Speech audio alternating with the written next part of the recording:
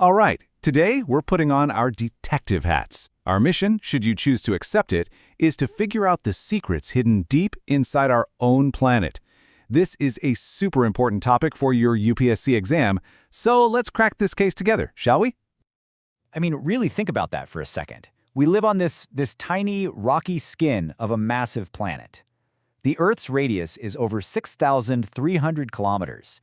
But what's actually down there? Is it just more rock? Is it hollow?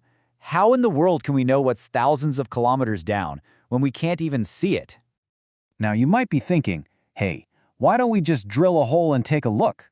Well, great minds think alike, because we've tried. That number you see on screen, 12 kilometers, that's it.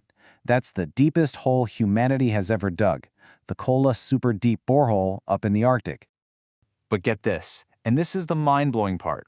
12 kilometers is less than 0.2% of the way to the Earth's center.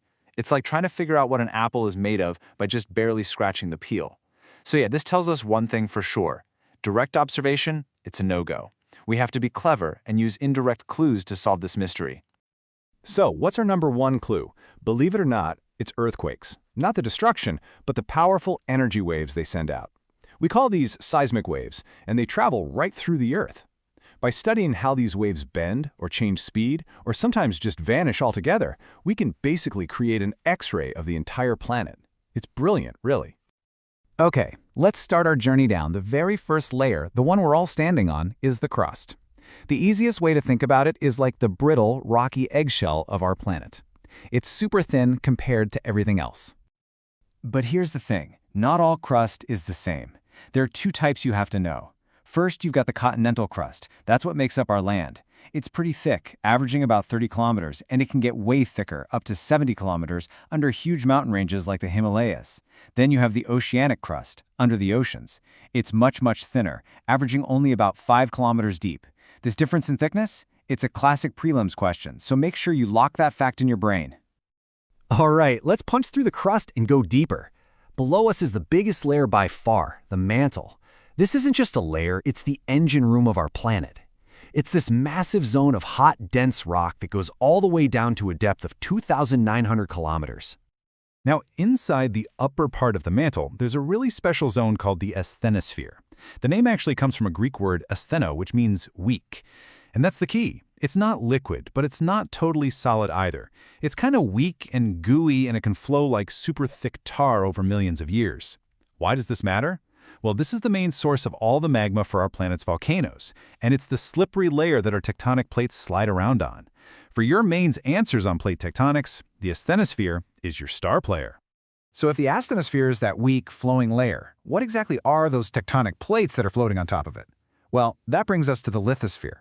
Now be careful here, this is a common point of confusion. The lithosphere isn't just the crust, it's the crust plus that very top, solid, rigid piece of the mantle. This combined rigid slab is what we call the lithosphere, and it's this layer that's broken up into all the plates that move around. Okay, we've made it through the crust and the massive mantle.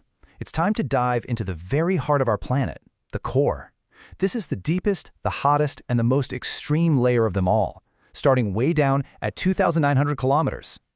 And this is where things get really, really weird and fascinating. The core isn't one single thing. It's actually in two parts. You have a completely liquid outer core. Yep, a swirling ocean of molten metal. And then right in the dead center, you have the inner core. Now, even though the inner core is way hotter, it's actually a solid metal ball because the pressure down there is just so immense, it forces the atoms to lock into place. Wild, right? So what is this stuff made of? The core is packed with really heavy metals. And for your exam, you just got to remember one simple word, knife. It's a handy little term that stands for its main ingredients, Ni for nickel and Fe for ferrum, which is just the Latin word for iron. The knife layer. Simple, easy to remember, and gets you the marks. Okay, so we've laid out this perfect model of the Earth with all its layers, but how do we know any of this is true? A liquid outer core? A solid inner core? It sounds a bit like science fiction. Well, now we get to the proof, the evidence, and it all comes down to something called the seismic shadow zone. This really is the million-dollar question, isn't it? It's one thing to have a cool theory, but it's something else entirely to prove it. how can we be so confident that thousands of kilometers under our feet there's a giant ball of liquid metal? Well, the answer comes from our seismic wave detectives. Okay, so let's meet our two key informants in this case. First up, we have P waves, or primary waves. They're the fast ones, and they can plow through pretty much anything: solids, liquids, and gases. Then we have S waves, or secondary waves, and listen up because this is the single most important clue in this entire investigation. S waves can only travel through solids. They get completely stopped by liquids. They cannot pass through. And this right here, this is the smoking gun. When an earthquake happens, seismographs all over the planet start picking up the waves. P waves travel all the way through. They might get bent a bit, but they make it. But the S waves, they travel down, hit the outer core, and just stop, dead in their tracks. They can't go any further.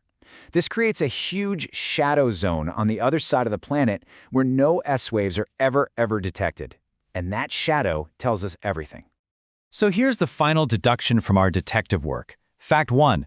S waves cannot travel through liquid. Fact 2. We see a massive shadow on Earth where S waves completely disappear. There's only one possible conclusion that fits all the evidence. The outer core has to be liquid. Case closed. It's just an absolutely incredible piece of scientific thinking. All right, let's do a super fast recap of the absolute essentials for your exam. First, the crust. Remember, continental is thick, oceanic is thin. Got it. Second, the mantle. This is home to the weak, magma-producing asthenosphere, which is the key to understanding plate tectonics. Third, the core. Liquid outer, solid inner, and it's made of knife. That's nickel and iron.